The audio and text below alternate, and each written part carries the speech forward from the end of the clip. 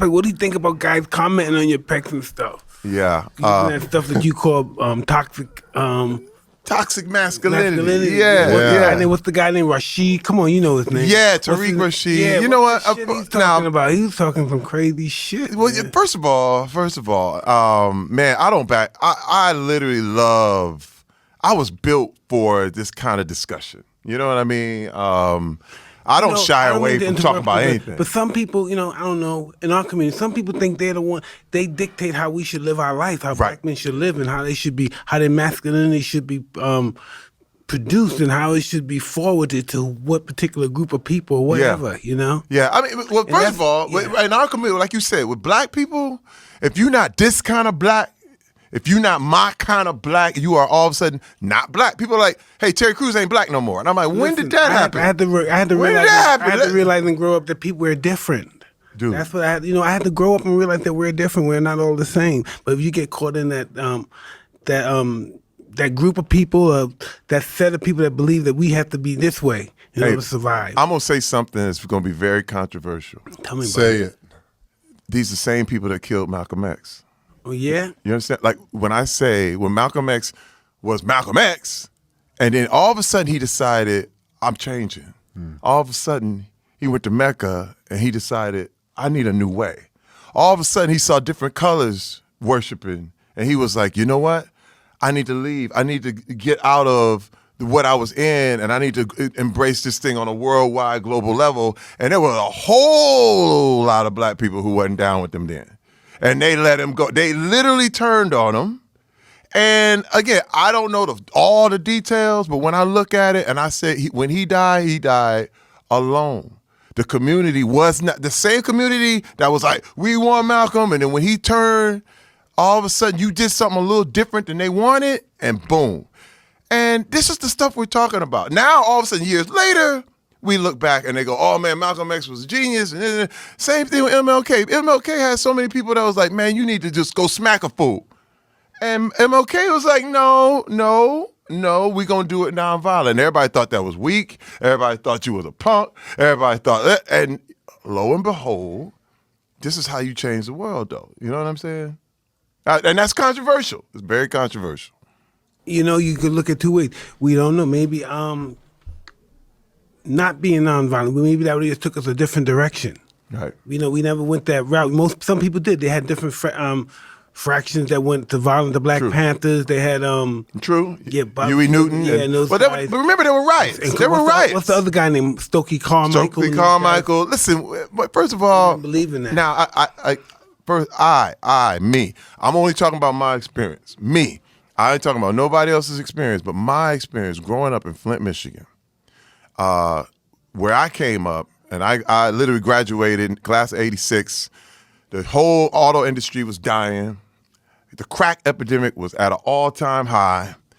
Flint, Michigan led the nation per capita in murder for almost 12, 13 years straight. I had friends dead, in jail. People were dying. It was crazy. And people always want to talk. Anybody who wants to talk about violence has never seen it. I'm trying to tell you, when you talk about violence for real and you see it, it's like, it's one of the scariest, most crazy things you've ever seen in your life. And people want to, smoke and fight this. And man, when you see somebody get smoked, when you really understand the ramifications of like this kind of thing, man, I beat up my own father. I beat my father's ass as a grown man because he was a drunk. I went through my whole life him beating up my mother. Listen, my earliest memory was him hitting my mother in the face as hard as he could. That's my earliest memory. And that told me, oh, damn, it's his world, okay? And he ruled through intimidation. He ruled through physical force. And we were scared of him, man. My whole life, I was scared of my father. I peed in the bed. I was 14 years old.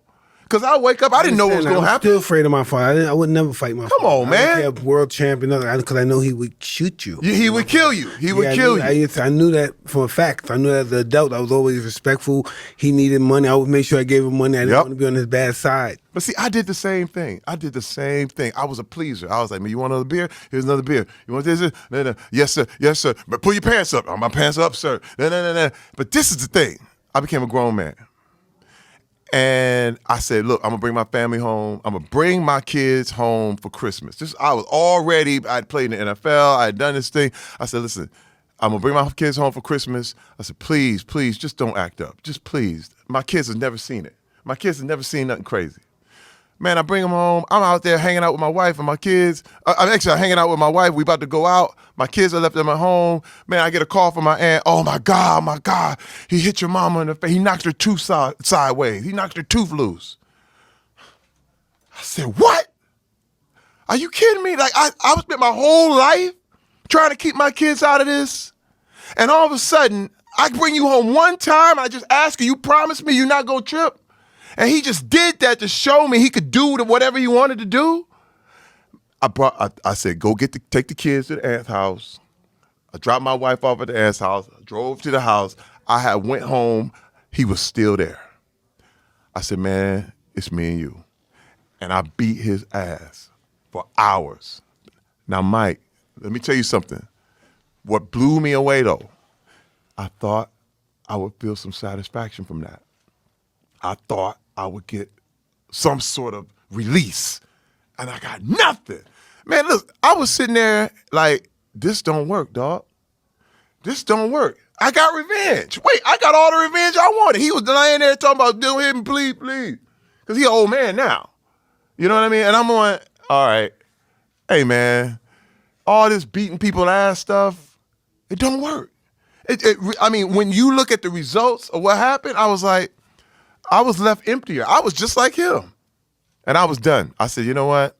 It's just not the way. It's just not the way to go. I choose to not go that route. So tell me, do you feel you have a temper? Oh, definitely. Yeah. Oh, that's how you go in the NFL. You play off pain. No doubt. You play off pain. I played 7 years on the NFL on pain. Straight up. I was angry. I was mad. And that's how allow you to put your head into anything. Me too. I did that with boxing. Then, but was tricky. Then I finished boxing. That doesn't work in the real world. It doesn't. No, that stuff doesn't work in the real world. Being tough doesn't work in the real world. You gotta be smart. Homie, it's like the military. Oh, it's like the military. You know, imagine guys when like you're in a war zone. Yeah. You know, Mike, I know vicariously your experience. You know what I mean? I didn't live it, but I know the people I understand you because I feel your pain. I feel a lot of what you came up in. And I understand how you became the best boxer who ever lived. I definitely understand it. But that shit don't work in the real world. No, not a little bit. Man, wait, first of all, I had so many things, man. I would yell. And listen, I never hit my wife, never did anything like that. But man, I yell the hell out of her. Like, I would create such a scene that was like, man, this dude. And now look, my wife has seen me throw people over her head. But then she was the one who told me, Terry, listen, we gonna lose everything. We gonna lose everything. I had a hairpin trigger. What you say, nigga? What you say? You know what I mean? That's all it took.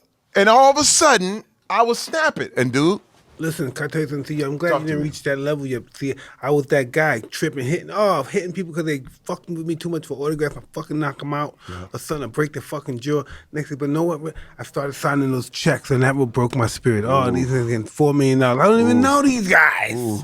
$8 million. I don't know these. Who are these guys? Just because I was stupid, I hit these guys, man. I was Dig. I had Pepsi-Cola commercials and all that stuff, man. Right. Now I became one of those crazy guys that scared of me and stuff. You know, so you can't do that. You gotta be cool with that. You gotta control your temper because they'll freak out. Those people in Hollywood that's down with you, they'll freak out.